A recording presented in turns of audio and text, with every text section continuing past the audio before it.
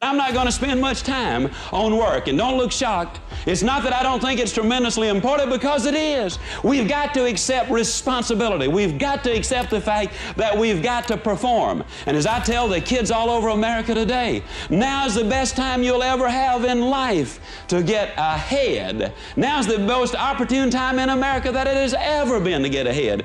Here's what I say. If you show up for work on time, and stay there until the appointed departure time. If you do what they pay you to do, and then they pay you, then nobody owes anybody anything. Now, if you want a raise, get there a few minutes early. Ask for extra things to do. Be cheerful and positive and optimistic and helpful. Don't goof off and try to get out of work. Deliberately seek the boss to find extra work, and then I will absolutely guarantee you a raise in short order. Now, your current employer might not be the one to give you the raise.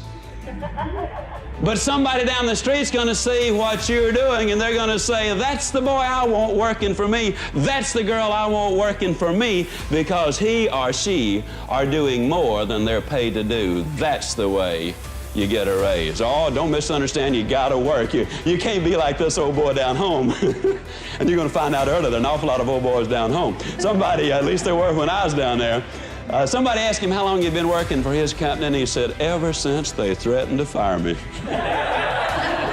So that's about the size of it, yeah? But here's what we've discovered. If you got a good self-image, if you have your goals set in life, if you've got the right mental attitude, nobody has to tell you, go to work.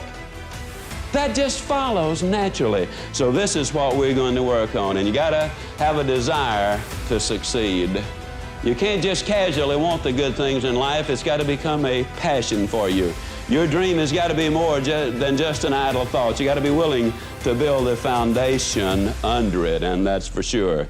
Now, we're going to be taking these steps, and quite obviously, ladies and gentlemen, I believe that these steps are what is necessary. But let me identify to you what one of the major problems in America is. One of the problems is, you see, we have said to people, all of these things are available. We've shown them the big homes, the big cars, the swimming pools, the jet set, the style of living that a lot of people say, yeah, I'd kind of like that.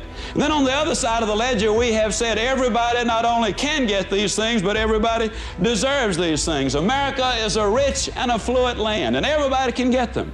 Then we have another segment of society that says that crime is caused by poverty, with one segment saying you deserve these things and you ought to have them, and another segment saying that crime is caused by poverty. We subliminally, subconsciously plant a thought.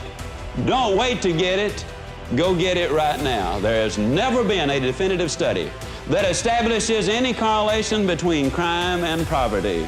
During the Great Depression, the crime rate was much lower in 1939 than it was in 1930, at the end of a decade of the roughest depression our country has ever had. So what we're saying is, let's start climbing some steps. You see, we could draw you an elevator to the top, but I'd have to be honest and say the elevator doesn't work.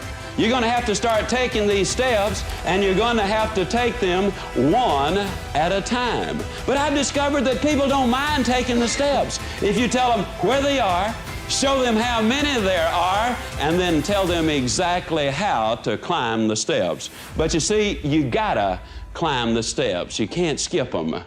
On September the 15th, 1944, in Jackson, Mississippi, at the YWCA at exactly 18 minutes after 8 o'clock, I saw the prettiest little girl standing over by the Nickelodeon. Now, some of you won't know what a Nickelodeon is. That's a jukebox, okay? And I thought to myself, boy, what I'd really like to do is I'd like to go over there and I'd like to grab her in my arms and I'd like to start hugging her and kissing her right now. That's exactly what I wanted to do. But if I had, she wouldn't be sitting here as my wife of over 30 years today, because I would have skipped too many steps. So I did something real original. I walked up to her and I said, hi. And she said, hi. And the first thing you know, since it was a dance, there we were, a little YWCA dance, and we were dancing. And I got her telephone number that night, and we had a lot of telephone calls. And then one day I said, hey, we ought to be going out. And she said, okay. So we had a date. Then we had another one and another one. And then, it wasn't but 2 years and 2 months and 11 days and 1 hour later that she became my very own, but we took some steps along the way. I don't care how bright you are in school, you cannot move from 2 times 2 equals 4 into analytical geometry. You got to take some steps. Now, the mistake a lot of people make is they get on one step and sit there. That's not what I'm talking about either. What I'm talking about is taking these steps, and then you will get these things. A lot of people say, well, what do you do to get started? Well, let me tell you a little story. A number of years ago, I heard a philosopher say, you are where you are because that's exactly where you want to be. And boy, that sounded so philosophical too. I went all over the country saying, you are where you are because that's exactly where you want to be. And the wise old owls in the audience would nod, and say, that's right, that's exactly right. Isn't it amazing the number of us that want to sound philosophical? And then one night, I was in Birmingham, Alabama, on my way to Meridian, Mississippi, and the roads were under repair. So I stopped at a service station to get directions, and the young attendant not only gave me the directions, but he was kind enough to draw me a map. He said, now, sir, if you will follow these directions as I have laid them out, I'll guarantee you'll get to Meridian with plenty of time to spare.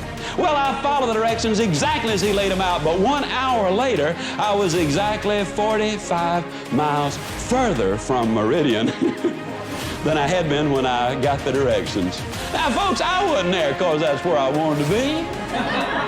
Man, I was tired and sleepy. I wanted to be in bed. I was there because some dude gave me the wrong directions. And I'm going to look you dead center and say this. If you're broke, I don't really believe that's what you want. If you're despondent, I can't believe that that's what you want. If you're down in the dumps, if you're negative, if you're miserable and all those things, I don't believe that's what you really want. I believe that maybe, just maybe, you might be there because somebody has given you some wrong directions.